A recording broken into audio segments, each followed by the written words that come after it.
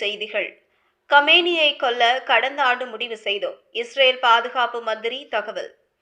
Benjamin Netanyahu தலைமையில் கடந்த ஆண்டு நடந்த பாதுகாப்பு கூட்டத்தில் அலி கமேனியை ஒழிக்க தீர்மானிக்கப்பட்டதாக இஸ்ரேல் கட்ஸ் தெரிவித்துள்ளார்.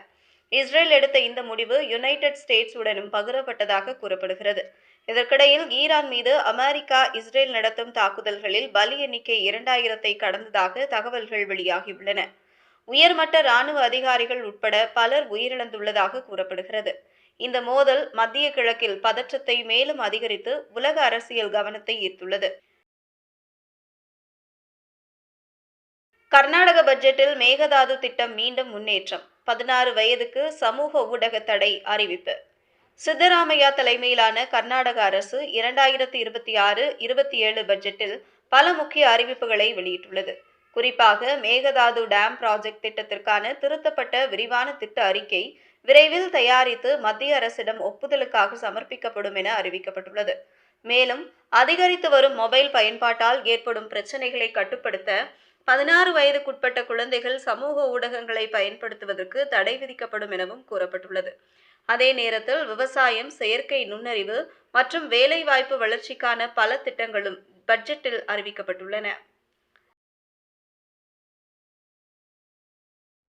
அசாம் பயிற்சி பணியில் சுகோய் 30 போர் விமானம் விபத்து. 2 இந்திய விமானிகள் உயிரிழப்பு. இந்தியன் ஏர்ஃபோர்ஸ் உடைய சுகோய் Su-30 MKI ரக போர் விமானம் அசாம் மாநிலத்தில் வழக்கமான பயிற்சியில் ஈடுபட்டிருந்த போது விபத்துக்குள்ளாகி விழுந்தது. ஜோர்ஹத் விமானப்படை தளத்தில் இருந்து புறப்பட்ட சில நேரத்திலேயே ரேடார் தொடர்பு துண்டிக்கப்பட்டதாக அதிகாரிகள் தெரிவித்தனர். பின்னர் கர்பி அங்லாக் மாவட்ட மலைப்பகுதியில் விமானம் நொறுங்கிய நிலையில் கண்டுபிடிக்கப்பட்டது. இந்த விபத்தில் விமானிகள் அனுஜ் மற்றும் பர்வேஷ் துராக்கர் உயிரிழந்ததாக தகவல் வெளியாகியுள்ளது. விபத்துக்கான காரணத்தை கண்டறிய விசாரணை தொடங்கப்பட்டுள்ளது. மத்திய கைலாஸ் எல் வடிவ மேம்பால ஊழலை தார்பூசி மறைக்க முடியாது, அன்புமணி குற்றச்சாட்டு. சென்னை மத்திய கைலாஸ் பகுதியில் கட்டப்பட்டுள்ள எல் வடிவ மேம்பாலம் தரமற்றதாகவும் அதிர்வுகளை ஏற்படுத்தும் வகையில் இருப்பதாக பாமக தலைவர் டாக்டர் அன்புமணி குற்றம் சாட்டியுள்ளார். புதிய கான்கிரீட் பாலத்தின் மீது தார்ச்சாலை அமைப்பது ஊழலை மறைக்க முயற்சி என்று அவர் விமர்சித்தார். பாலத்தின் தரம் குறித்து IIT பேராசிரியர்கள் குழுவை அமைத்து ஆய்வு நடத்த வேண்டும் என்றும் தரமற்ற முறையில் பணியாற்றிய ஒப்பந்ததாரரை கருப்பு பட்டியலில் சேர்க்க வேண்டும் என்றும் அவர் வலியுறுத்தினார். மேலும் இந்த மேம்பால கட்டுமானத்தில் நடந்ததாக கூறப்படும் ஊழல் குறித்து உயர்நிலை விசாரணை நடத்த வேண்டும் என அன்புமணி தெரிவித்தார். அமெரிக்கா இஸ்ரேல் தாக்குதலில் 30 ஈரான் போர்க்கப்பல்கள் அழிவு. போர் 7வது நாளாக தீவிரம். யுனைடெட் ஸ்டேட்ஸ், இஸ்ரேல் மற்றும் ஈரான் இடையேயான போர் இன்று 7வது நாளாக தீவிரமாக நீடிக்கிறது. தெஹ்ரான் உள்ளிட்ட பல நகரங்களில் இராணுவ கட்டமைப்புகளை இலக்காக வைத்து அமெரிக்கா, இஸ்ரேல் கூட்டுப்படைகள் தாக்குதல் நடத்தின. அமெரிக்க இராணுவத்தின் தகவலின்படி இதுவரை 30க்கும் மேற்பட்ட ஈரான் போர்க்கப்பல்கள் அழிக்கப்பட்டுள்ளதாக கூறப்படுகிறது. பஹ்ரைன், குவைத் மற்றும் கத்தார் உள்ள அமெரிக்க தளங்களையும் ஈரான் ட்ரோன் மற்றும் ஏவுகணைகளால் தாக்க முயன்றது. இதனால் மத்திய கிழக்கு முழுவதும் போர் பதற்றம் அதிகரித்துள்ளது. போடி தொகுதியில் ஓ பன்னீர்செல்வம் போட்டியிட விருப்ப மனு. மகன் ரவீந்திரநாத் அண்ணா அறிவாலயத்தில் தாக்கல். தமிழக சட்டமன்ற தேர்தலை முன்னிட்டு திமுக சார்பில் வேட்பாளர்களுக்கான விருப்ப மனுக்கள் பெறும் நடைமுறை நடைபெற்று வருகிறது. இந்த நிலையில் போடி நாயக்கனூர் தொகுதியில் போட்டியிட ஓ பன்னீர்செல்வம் சார்பில் விருப்ப மனு தாக்கல் செய்யப்பட்டுள்ளது. அதாவது மகன் ரவீந்திரநாத் இதனை அண்ணா அறிவாலயத்தில் வழங்கினார். மேலும் ஆண்டிப்பட்டி மற்றும் போடி தொகுதிகளுக்கும் அவர் விருப்ப மனு அளித்துள்ளார். அதேபோல் கம்பம், போடி, ஆண்டிப்பட்டி ஆகிய தொகுதிகளில் முதலமைச்சர் மு.க.ஸ்டாலின் மற்றும் துணை முதலமைச்சர் உதயநிதி ஸ்டாலின் போட்டியிட வேண்டும் என்றும் விருப்ப மனு வழங்கியதாக தகவல்கள் வெளியாகியுள்ளது.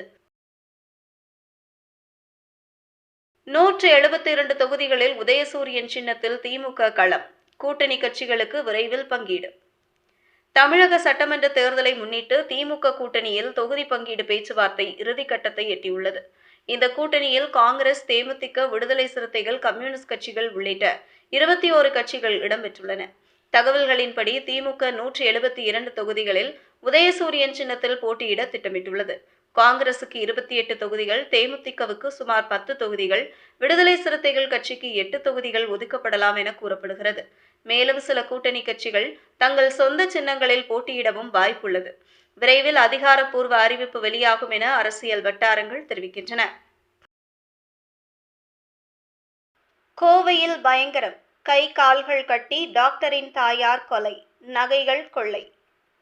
கோவை நஞ்சுண்டபுரம் பகுதியில் 82 வயதான கஸ்தூரி என்பவர் கை கால்கள் கட்டப்பட்ட நிலையில் கொலை செய்யப்பட்ட சம்பவம் அதிர்ச்சியை ஏற்படுத்தியுள்ளது. டாக்டரான மகன் ராம்குட்டியின் தாயான கஸ்தூரி வீட்டில் தனியாக வசித்து வந்தார். இன்று காலை குடும்பத்தினர் தொடர்பு கொள்ள முடியாததால் வீட்டிற்கு சென்று பார்த்தபோது கொலை செய்யப்பட்டு கிடந்தது தெரியவந்தது.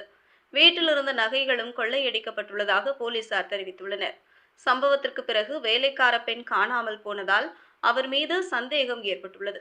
7 தனிப்படை போலீசார் அமைக்கப்பட்டு தீவிர விசாரணை நடைபெற்று வருகிறது. சென்னையில் தங்கம் விலை சரிவு. பவுனுக்கு 1280 ரூபாய் குறைந்து புதிய விலை. சென்னையில் தங்கம் மற்றும் வெள்ளி விலை தொடர்ந்து குறைந்து வருகிறது. இன்று 22 கேரட் ஆபரண தங்கத்தின் விலை பவுனுக்கு 1280 ரூபாய் குறைந்து 1,19,680 ரூபாயாக விற்பனை செய்யப்படுகிறது.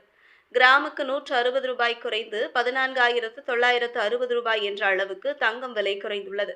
கடந்த சில நாட்களாக தொடர்ந்து தங்கத்தின் விலை சரிவை சந்தித்து வருகிறது. இதேபோல் வெள்ளி விலையும் குறைந்து 1 கிராம் வெள்ளி 290 ரூபாயாகவும் 1 கிலோ பார் வெள்ளி 2,90,000 ரூபாயாகவும் விற்பனை செய்யப்படுகிறது.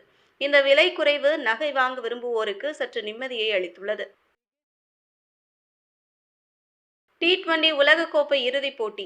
இங்கிலாந்தை வீழ்த்தி இந்தியா ஃபைனலுக்கு, நியூசிலாந்துடன் மோதல். T20 உலகக்கோப்பை அரையிறுதிப் போட்டியில் இந்தியா அசத்தலான வெற்றி பெற்று இறுதிப் போட்டிக்கு முன்னேறியுள்ளது. மும்பை வான்கடே மைதானத்தில் நடந்த இந்த போட்டியில் முதலில் பேட்டிங் செய்த இந்தியா 20 ஓவர்களில் 253 ரன்கள் குவித்தது.